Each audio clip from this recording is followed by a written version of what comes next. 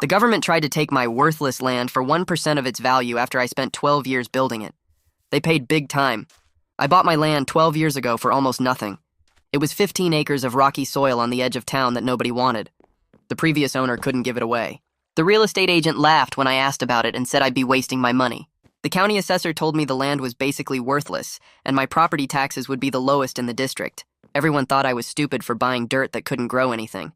I bought it anyway because I saw something they didn't. The land sat on a natural slope with a creek running through the back corner. The soil was bad for traditional farming, but perfect for lavender. I spent 3 years clearing rocks and amending small sections of earth. I planted my first lavender crop in year 4. By year 6, I had a small but profitable operation selling dried lavender, oils, and soaps at farmers markets.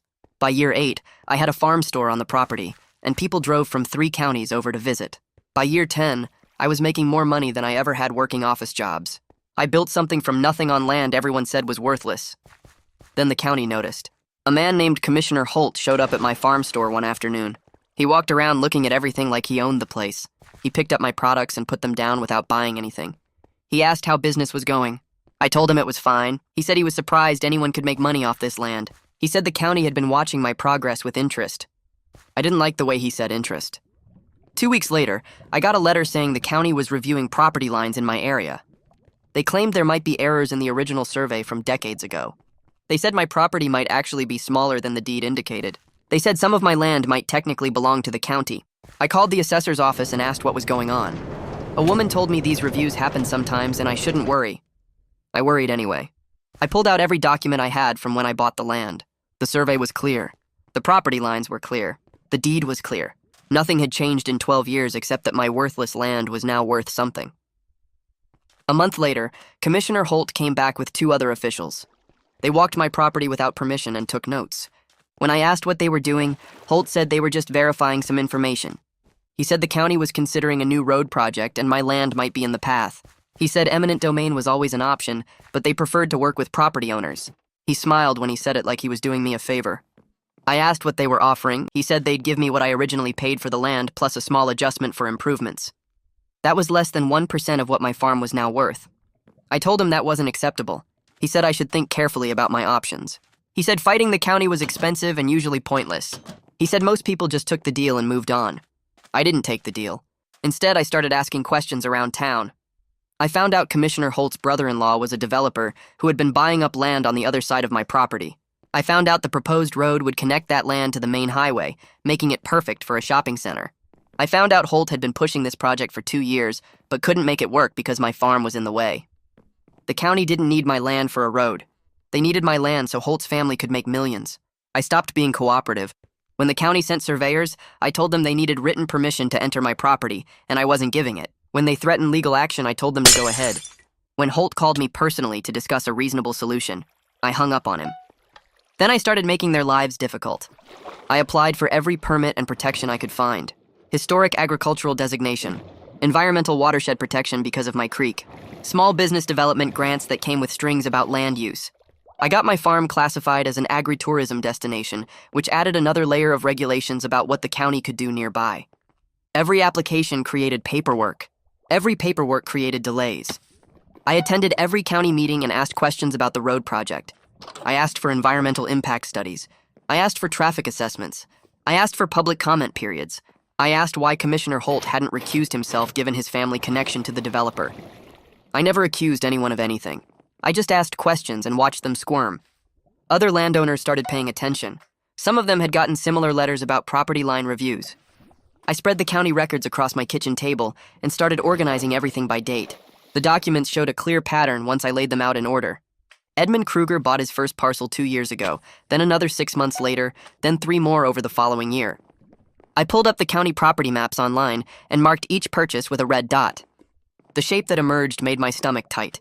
Every single piece of land Kruger owned sat in a horseshoe around my farm. The only gap was my 15 acres, and the proposed county road would cut straight through my property to connect his land to the highway. I printed copies of everything. The purchase dates, the property descriptions, the amounts paid. I made a timeline showing how Holt started pushing the road project right after Kruger bought his 3rd parcel. I documented every visit Holt made to my farm, every letter the county sent, every thread about property lines and surveys. The file grew thick with evidence that this wasn't about public need. This was about making Kruger's worthless land valuable by stealing mine. The next county commission meeting happened on a Tuesday night. I sat in the back row of the meeting room with my folder on my lap. About 30 people showed up, mostly contractors hoping to bid on county projects. Holt sat at the front table with 4 other commissioners, looking bored while they discussed sewer system upgrades. I waited through 40 minutes of routine business until they opened the floor for public comments. I stood up and walked to the microphone at the front of the room. Holt's eyes narrowed when he saw me. I asked why he hadn't recused himself from the road project, given that his brother-in-law owned all the land that would benefit from it. The room went quiet. Holt's face turned dark red, and he leaned forward in his chair. He said there was no conflict of interest and I was making false accusations. I didn't argue with him. I just asked if Edmund Kruger was or wasn't his brother-in-law, and whether Kruger did or didn't own the parcels surrounding my farm. Holt said family relationships didn't create conflicts, and the road served public transportation needs. The other commissioners shifted in their seats and exchanged looks. One woman commissioner asked Holt if he had disclosed the family connection when the project was proposed. Holt said it wasn't relevant and changed the subject back to the sewer discussion. I sat down knowing I'd made my point in a public forum that would be in the official meeting minutes. 2 days later, my phone rang while I was restocking shelves in the farm store. A woman's voice asked if I was the person who spoke at the commission meeting. I said yes and asked who was calling. She said her name was Nora Lyons, and she lived 3 miles east of my property. She got a letter last month saying the county was reviewing her property lines and might have found survey errors. The letter used almost the same language as mine. She attended Tuesday's meeting after seeing the agenda included discussion of the road project. When I asked about Holt not recusing himself, she recognized the same pressure tactics the county used on her family. We agreed to meet at her place the next morning to compare what the county had sent us. Nora's land was smaller than mine, only 8 acres, but she ran a successful tree nursery selling native plants. We sat at her kitchen table and laid out our letters side by side. The wording was nearly identical. Both mentioned possible survey errors. Both suggested our property might be smaller than our deeds indicated. Both came from the same office in the county administration building. Nora said a county official visited her property 2 weeks ago and walked around taking notes without permission. He told her the county might need an easement for utility access. She asked around town after getting suspicious about the timing. 4 other landowners told her they'd received similar letters or visits in the past 6 months. All of them owned property that would affect Kruger's development plans if the road went through. One family owned land where the road would need to curve. Another owned the parcel where the road would connect to the existing highway. We realized Holt wasn't just targeting me. He was running a systematic campaign against everyone who stood in the way of his brother-in-law's project. 3 weeks after my conversation with Nora, a certified letter arrived at my farm. The county filed formal eminent domain proceedings against my property. The legal language claimed urgent public need for transportation infrastructure to serve growing community requirements. They cited traffic studies and economic development projections. The notice gave me 30 days to respond, or the county would move forward with seizure and compensation based on their assessment. I read through the documents twice, feeling the situation shift from harassment to real legal threat. This wasn't Holt making threats anymore.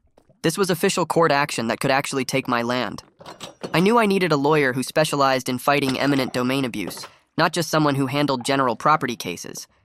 I started searching online for attorneys who'd won against counties trying to abuse their power. I found Rajesh Norwood's name on a property rights advocacy website. His profile said he'd handled 3 cases where counties attempted eminent domain seizures for private development projects. He won 2 of those cases and got a major settlement in the 3rd. I called his office and got through to him the same day. He asked me to explain the situation from the beginning. I told him about the 12 years building my farm, Holt's visits, the insulting offer, the family connection to Kruger, and now the formal proceedings. He asked specific questions about my creek and the watershed. When I mentioned I had environmental protection designation for the creek, he got quiet for a moment. Then he said the county's environmental impact study was suspiciously brief for a project that would affect a protected watershed. He asked me to send him everything I had about the creek, the watershed boundaries, and any documentation of the environmental protections I'd secured. He also wanted copies of all my permits, the property survey, and every communication from the county. Rajesh spent 2 weeks reviewing everything I sent him. Then he called and said he was ready to file our response. He would challenge the eminent domain on 3 main grounds.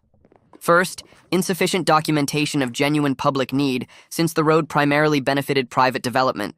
Second, incomplete environmental review that ignored the watershed impacts.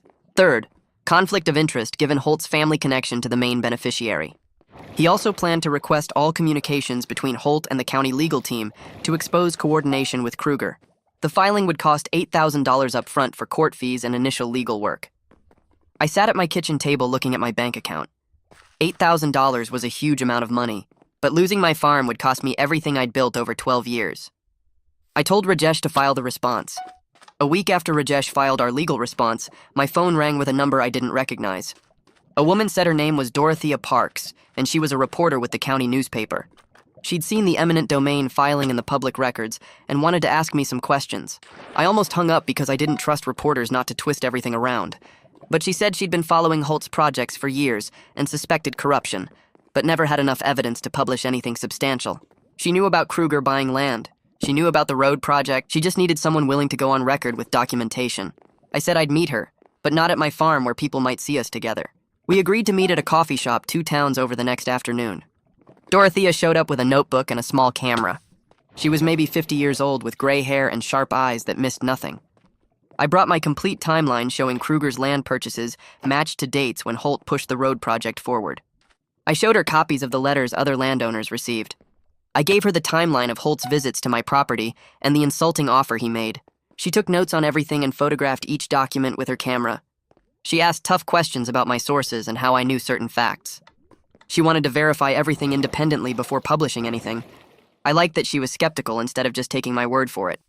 She said she'd need 2 weeks to confirm property records and interview other sources. Then she'd write something that would make the county very uncomfortable. The county hit back fast. 4 days after I met with Dorothea, a man knocked on my farm store door right before closing time.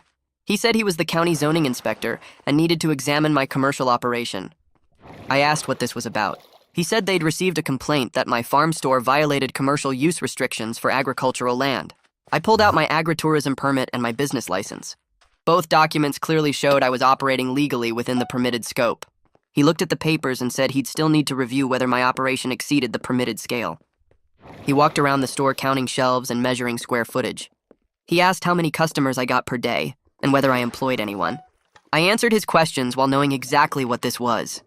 This was harassment designed to create expensive problems while the eminent domain case moved through the courts. This was Holt trying to pressure me from multiple directions at once. The inspector said he'd file his report within 30 days, and I might need to apply for additional permits or scale back my operation. I watched him leave and added his visit to the growing file of county abuse I was documenting for Rajesh and Dorothea. I started making calls the next day. Rajesh picked up on the second ring and listened while I explained the zoning inspector's visit. He asked me to send photos of my permits and business license, which I did within the hour. 3 days later, he filed a motion to dismiss the county's eminent domain case entirely. The motion argued the county failed to show genuine public need and skipped required environmental studies for my creek. Rajesh included statements from 2 environmental experts who reviewed my property and said the watershed was more important than the county admitted. He told me we wouldn't get a hearing for 6 weeks, but at least we were attacking instead of just defending. The motion cost another $4,000, which hurt my bank account, but I paid it because doing nothing would cost me everything. I called Nora and the other landowners I'd met and invited them to my farm store for a meeting. 7 people showed up on a Tuesday evening after I closed. We sat around the store talking about what the county had done to each of us. Everyone had similar stories of letters, threats, and pressure. A man named Tom said the county told him his barn violated setback rules even though it had been there for 30 years. A woman named Sarah got a letter saying her well might be contaminating groundwater, which was impossible since she'd had it tested twice. We decided to form a group to share information and split legal costs when possible. Everyone agreed I should be the main person talking at commission meetings since my case was furthest along and I'd already made myself visible. We exchanged phone numbers and promised to keep each other updated on any new county actions. Dorothea's article came out 4 days later on the front page of the county section. The headline read, "County Road Project Linked to Commissioner's Family Business Interests." She laid out the timeline of Edmund Kruger buying land around my property and showed how the dates matched when Holt pushed the road project forward at commission meetings. She included quotes from public records and commission meeting minutes.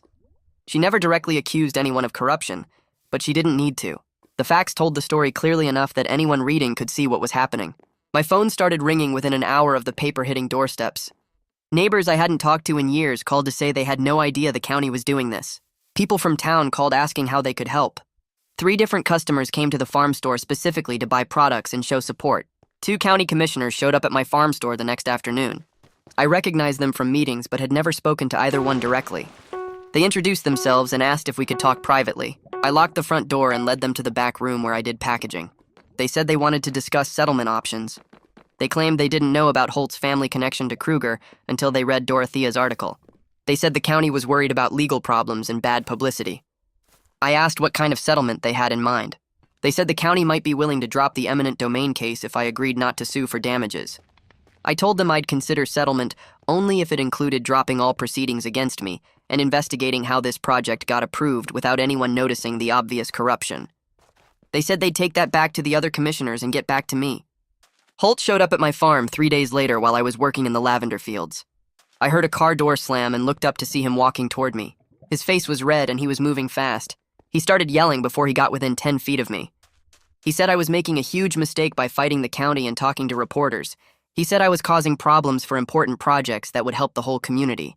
He said accidents happen on farms all the time, and it would be a real shame if something happened to my business or my property. I pulled my phone out of my pocket and started recording. I told him he was threatening me, and he needed to leave my property immediately. He kept talking, saying I didn't understand how things worked, and I was going to regret not taking the original deal. I told him again to leave and said I was calling the police if he didn't go. He finally turned around and walked back to his car, but he pointed at me before getting in and said this wasn't over. I drove to the sheriff's office within the hour. A deputy named Anderson took my statement and listened to the recording on my phone. He made notes and asked specific questions about what Holt said and when he said it. He told me he'd forward everything to the district attorney and suggested I file for a restraining order. I called Rajesh from the parking lot and told him what happened. He said to send him the recording immediately, and he'd file for the restraining order that afternoon. He also said he'd add the threat to our eminent domain defense as proof that Holt had personal motivation instead of public interest. The recording showed Holt was trying to intimidate me into giving up, which proved the county's case wasn't really about transportation needs. Rajesh called me 2 weeks later with unexpected news. The State Environmental Protection Agency contacted him, saying they got an anonymous complaint about the county's incomplete impact study for the road project. The state was opening an investigation into whether the county followed proper procedures before filing eminent domain. Rajesh said he suspected one of the sympathetic county commissioners made the complaint, but we weren't going to ask questions since it helped our case. The state investigation would take at least 2 months, which meant more delays for the county's plans. Every delay gave me more time to build my defense and gave Dorothea more time to dig into Holt's other projects. The judge hearing our case granted a preliminary order stopping all eminent domain proceedings until the environmental investigation finished and our motion to dismiss got heard. Rajesh explained it wasn't a final victory, but it meant the county couldn't force anything while the case was pending. I could breathe easier knowing my farm was protected for now, even though my legal bills kept climbing. I'd spent almost $15,000 so far, and Rajesh warned me it could go higher if we ended up in a full trial. I looked at my bank account and my business income and knew I could handle it, but just barely.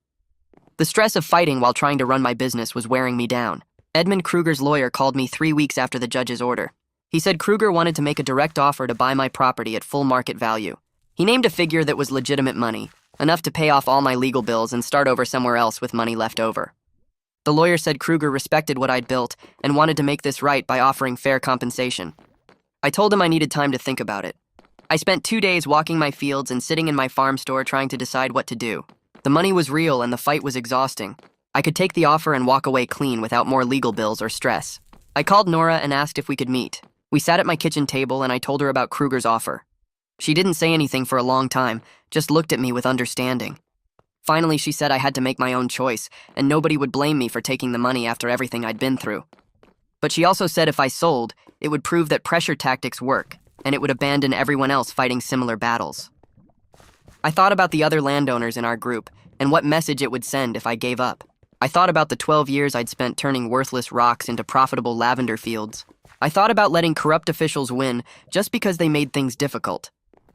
I called Kruger's lawyer the next morning and told him no deal. I said my land wasn't for sale at any price and I was prepared for the long fight. He said I was making a mistake, but I knew I was making the only choice I could live with. Dorothea's second article hit the front page 3 weeks after her first one. This time she didn't just focus on my case. She'd tracked down 3 families in neighboring districts who sold their land to the county over the past 5 years after similar pressure campaigns. None of them knew about the family connections between their local officials and the developers who ended up with their property. One family sold a farm that had been in their name for 40 years because the county threatened endless legal battles over zoning violations that didn't actually exist. Another couple gave up a small orchard after the county claimed they needed the land for a water treatment facility that was never built. The third family lost their home to eminent domain for a park that turned into a strip mall 6 months later. Dorothea laid out the pattern in clear language that anyone could understand. She showed how the same tactics worked in each case. Pressure through official letters, threats of expensive legal fights, lowball offers that didn't reflect actual value. Officials who failed to disclose family business relationships. The article included photos of the families and their former properties. It showed documents proving the connections between county officials and developers. It made the corruption impossible to ignore or explain away as coincidence. My phone started ringing before I finished reading the article. Nora called first asking if I'd seen it. 2 other coalition members called within minutes. A reporter from the state capital's newspaper called wanting to interview me about the broader pattern. The county's lawyer called Rajesh demanding a retraction, which told me they were scared about how bad this looked. The article changed everything because it proved this wasn't just about my farm or my fight with the county. It was about a system of corruption that had been running for years, while regular people lost their property and their livelihoods.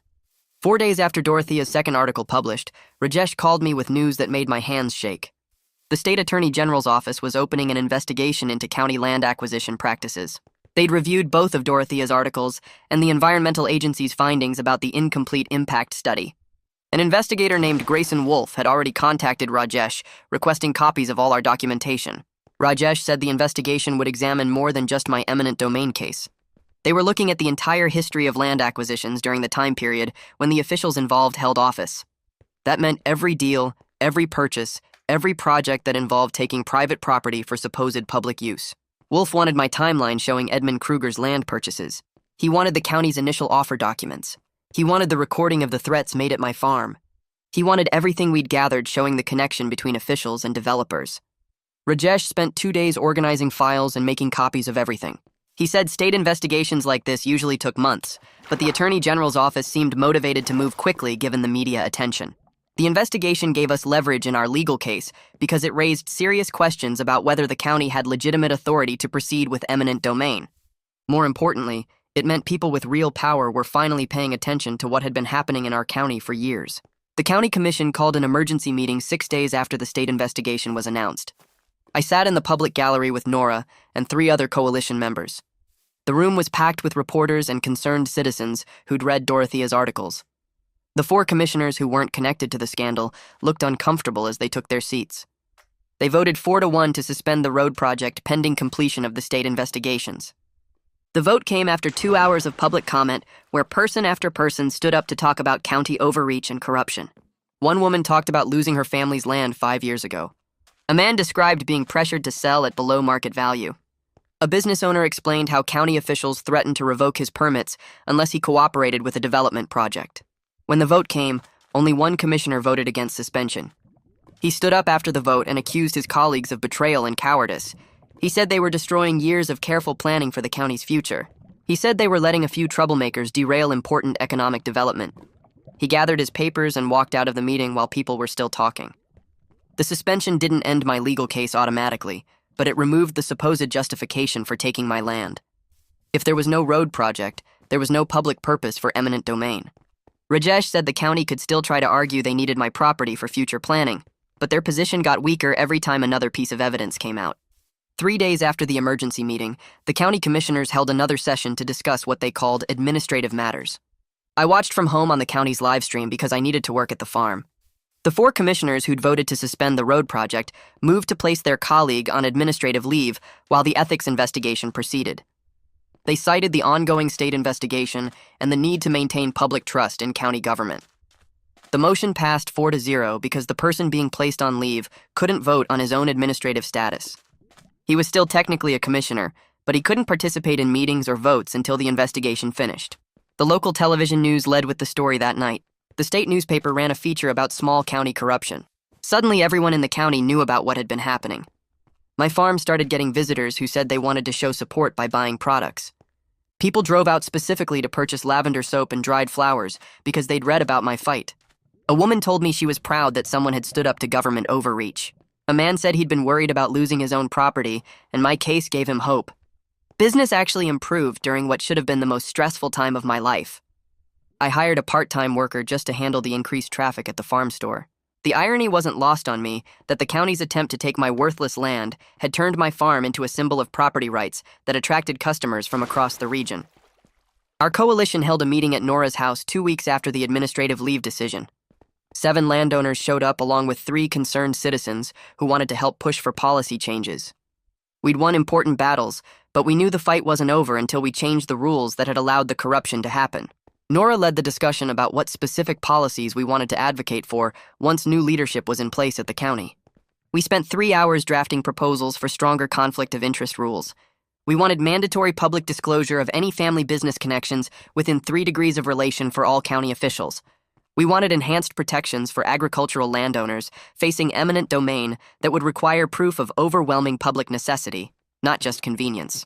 We wanted independent review of all major land acquisition projects before any official proceedings could start. We wanted penalties for officials who abused their positions for private gain. Nora volunteered to present our proposals to the commission once the current crisis resolved and new commissioners took office. A retired teacher in our group offered to help write clear summaries that regular citizens could understand.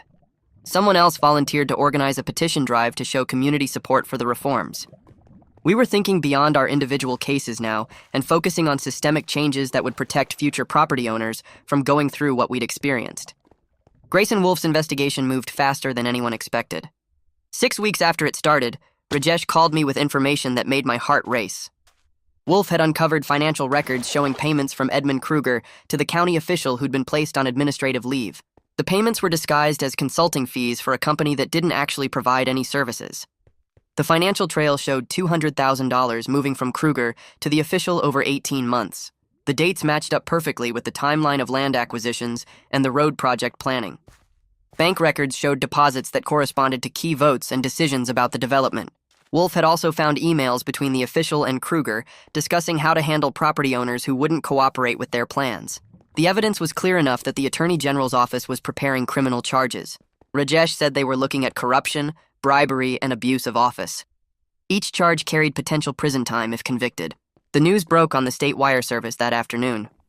By evening, every major newspaper in the state was running stories about county corruption and bribery charges. My phone rang constantly with reporters wanting comments.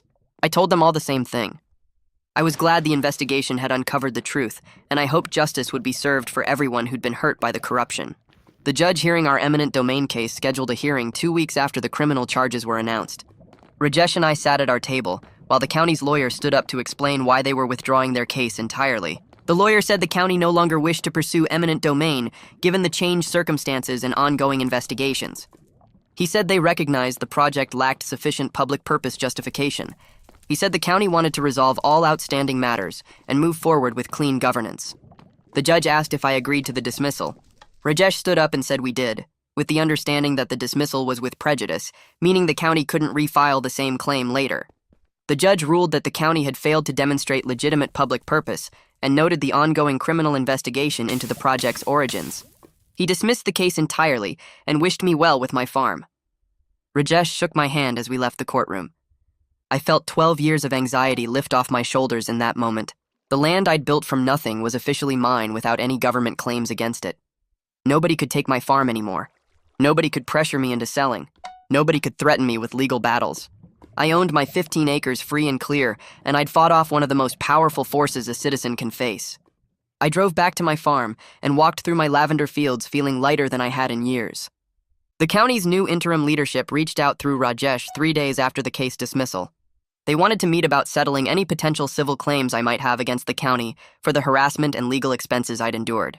Rajesh and I met with 2 commissioners and the county's new lawyer at a conference room in the courthouse. They started by formally apologizing for what had happened.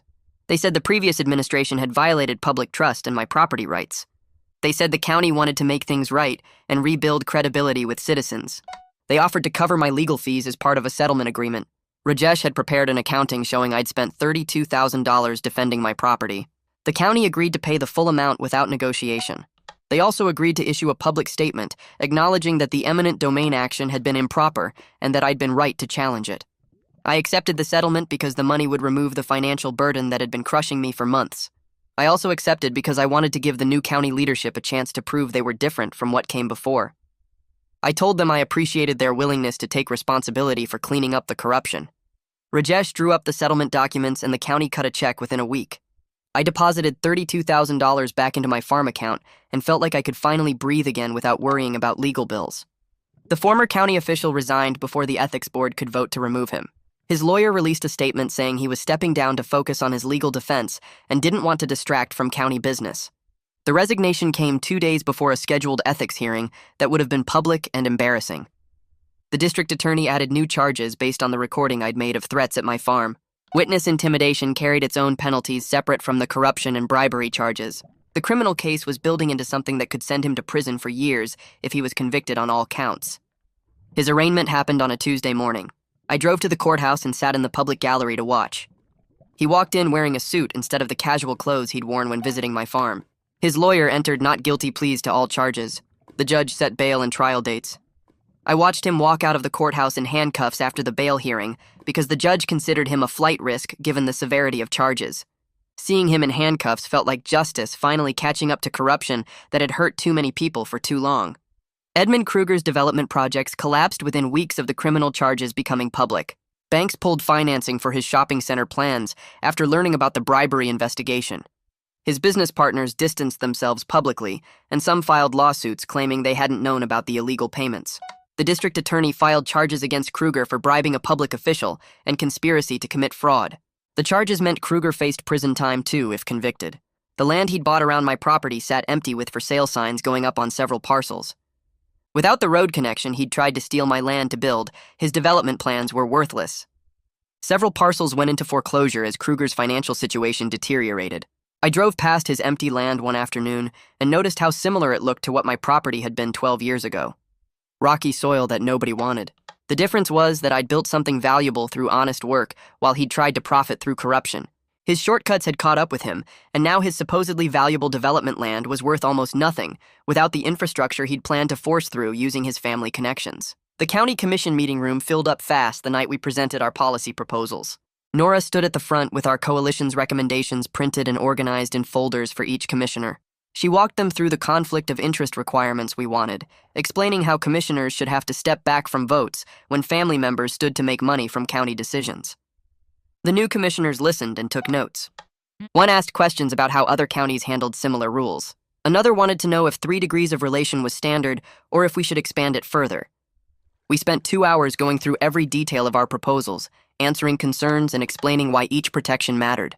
The commission voted unanimously to adopt the new ordinances requiring recusal for family financial interests and strengthening agricultural land protections against eminent domain.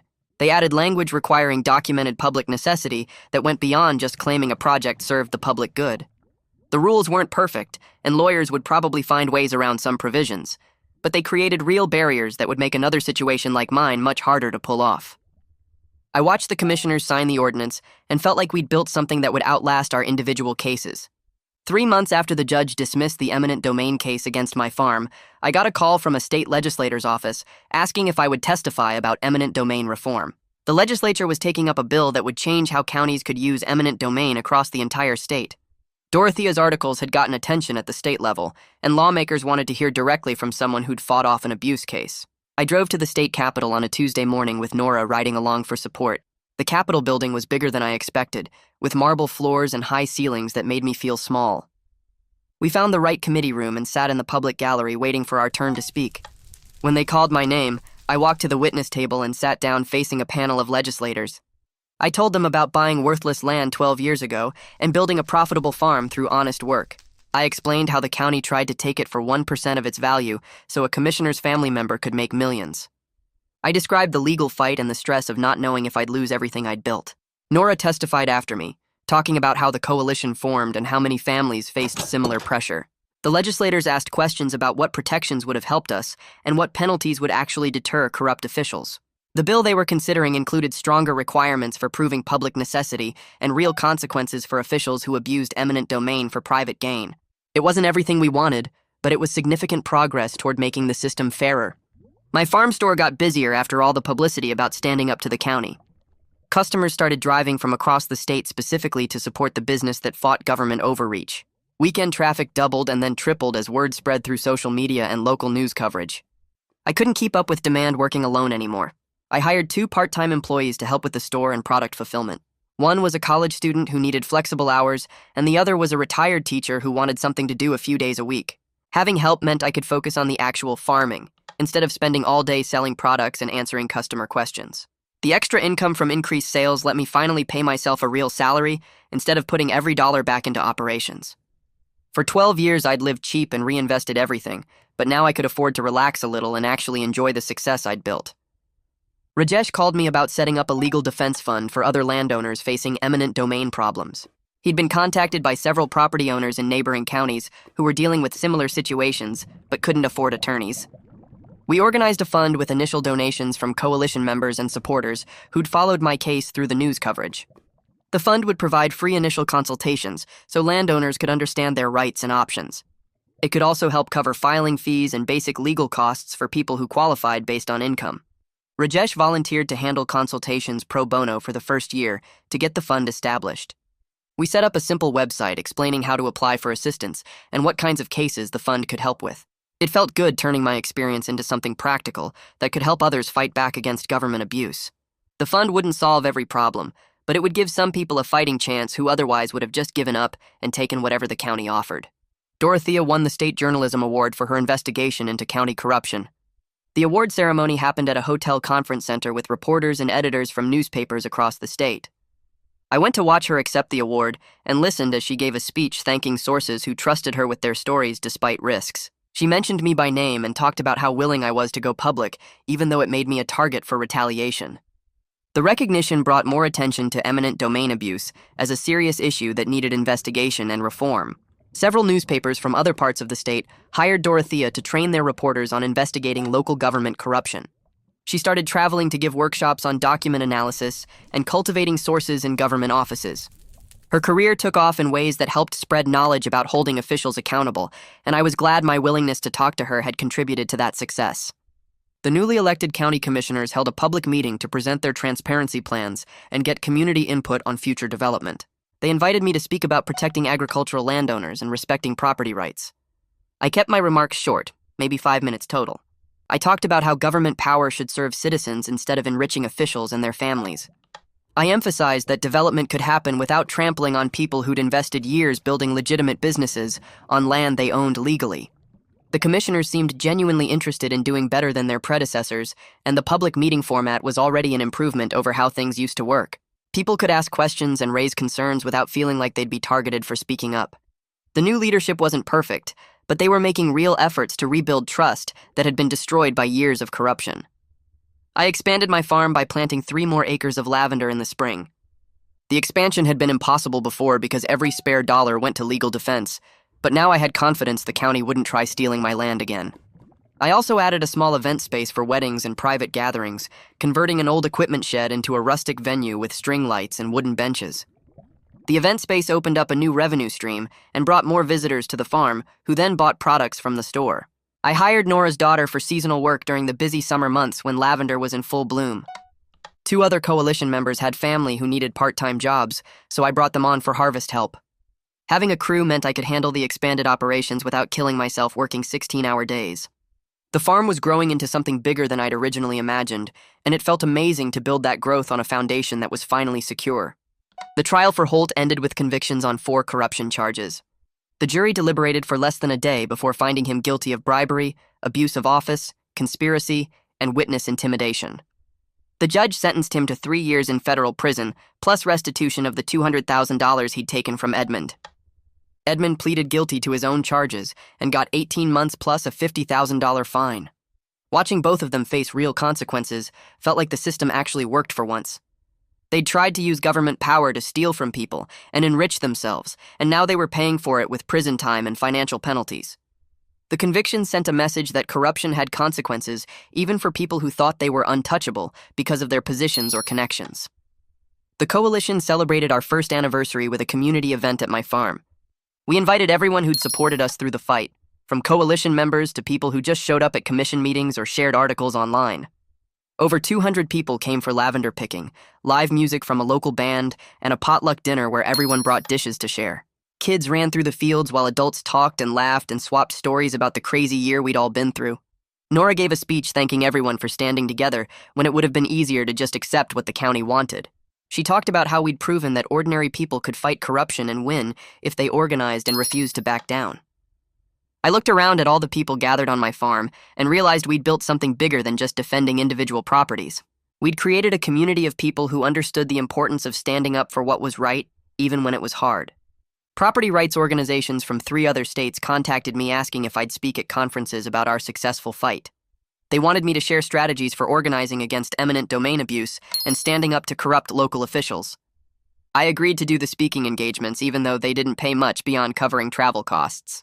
The knowledge we'd gained fighting the county could help other landowners in similar situations, and spreading that information felt important. I prepared a presentation walking through everything from initial documentation to building coalitions to working with media and pursuing policy changes. The first conference was in a neighboring state where several counties had ongoing eminent domain disputes. I told our story to a room full of property owners and activists who were dealing with their own versions of what I'd been through. After the presentation, people came up asking specific questions about legal strategies and organizing tactics. Sharing what we learned felt like extending the impact of our fight beyond just our county and helping create a broader movement for property rights and government accountability.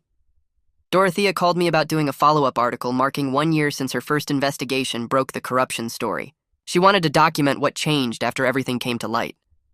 I agreed and spent an afternoon showing her around the farm while we talked about the new county policies. She interviewed Nora about how the stronger conflict of interest rules were working and spoke with 3 other coalition members about their experiences with the reformed commission process. Dorothea also profiled the Legal Defense Fund and how it was helping landowners who couldn't afford attorneys when counties tried questionable land grabs. The article ran on the front page again with photos of my lavender fields and quotes from coalition members. She ended it with something I told her about how standing up for yourself can change entire systems instead of just fixing individual problems. The piece got shared widely online and brought more attention to property rights issues across the state. The state legislature passed the eminent domain reform bill 3 weeks later with votes from both parties. The final version included most of what we pushed for during our testimony at the Capitol. It required counties to prove genuine public necessity with detailed documentation before starting eminent domain proceedings. It created penalties for officials who abused the process for private gain. It gave property owners stronger rights to challenge valuations and contest takings. Several legislators mentioned our coalition's organizing efforts when they explained their yes votes. The governor signed it into law at a ceremony where I stood behind him with Nora and 2 other coalition members. A photographer captured the moment, and I got a copy of the picture showing us all smiling as the governor put pen to paper. I framed it and hung it in my farm store next to the newspaper articles. Customers asked about it constantly, and I enjoyed telling them how ordinary citizens pushed for legal changes that would protect property owners for years to come. My farm business hit record revenue that year. The publicity from fighting the county brought customers from 4 counties over who wanted to support what I'd built. Sales of dried lavender bundles tripled. My essential oils sold out faster than I could produce them. The farm store needed restocking twice a week instead of once. I finally paid myself a real salary instead of just taking whatever was left after expenses. I put money into savings for the first time since buying the land 12 years ago. The financial security felt incredible after years of pouring everything back into the business and then spending tens of thousands on legal defense. I invested in a new irrigation system that would make the lavender fields more productive during dry summers. I renovated the farm store with better displays and a larger checkout area. I bought equipment that let me process lavender more efficiently. Everything I'd wanted to do but couldn't afford became possible because the farm was thriving and I wasn't hemorrhaging money fighting corrupt officials anymore. Rajesh stopped by one afternoon to update me on the Legal Defense Fund's progress. He brought a folder with case summaries showing 12 landowner families the fund had helped across our county and 3 neighboring counties. 2 cases got dismissed after initial legal challenges when counties realized they couldn't prove public necessity. 3 others settled favorably after counties discovered the landowners had real legal representation instead of trying to fight alone. The remaining cases were still ongoing, but the landowners had competent attorneys who knew eminent domain law. Rajesh explained that just having a lawyer often made counties back down because they knew they couldn't bully represented property owners the way they pressured people without legal help. The fund was evening the playing field between individual citizens and government power. It proved that providing legal resources to people facing eminent domain abuse could stop corruption before it destroyed lives and businesses. I stood in my lavender fields on a summer evening, watching the sun drop toward the horizon. Purple flowers stretched across land everyone once dismissed as worthless, rocky soil. The creek ran through the back corner like it had for decades before I bought the property. The farm store sat near the road with cars parked outside from customers shopping before closing time. Everything I built over 12 years remained mine because I refused to let corrupt officials steal it. The farm was making more money than ever. The community had organized into a coalition that stayed active on local government issues. Holt and Edmund sat in prison paying for their crimes. New laws protected property owners from similar abuse across the entire state. What started as one person defending 15 acres turned into a movement proving ordinary citizens could fight government corruption and win. My land was secure. My business was successful. I helped create lasting change that would protect people for generations. The victory felt complete standing there among the lavender I planted years ago on dirt nobody wanted.